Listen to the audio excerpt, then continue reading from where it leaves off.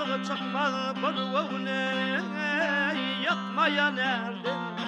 Yavşalık taymatın etme Yamanlığı çıkmaya nereden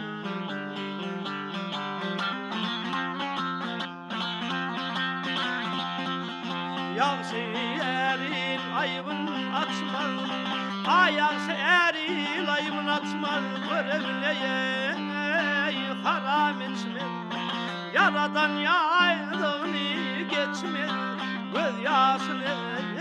dökmeye nerede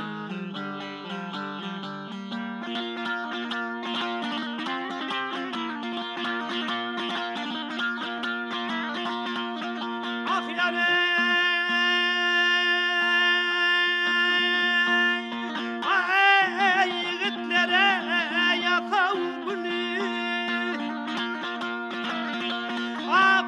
vermezsin avını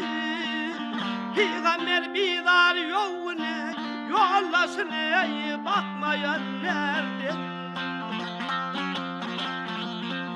Ey malkım uleyen uleçkül yalal otur Yadır saçkın bir kuyruktur ittir kaçkın Netihat yokmaya nerede Geley berlere yenay berler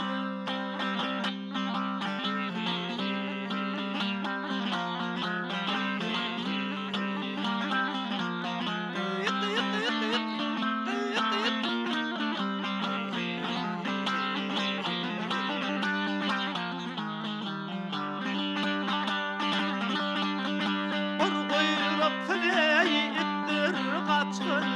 Netihat yokmaya nerede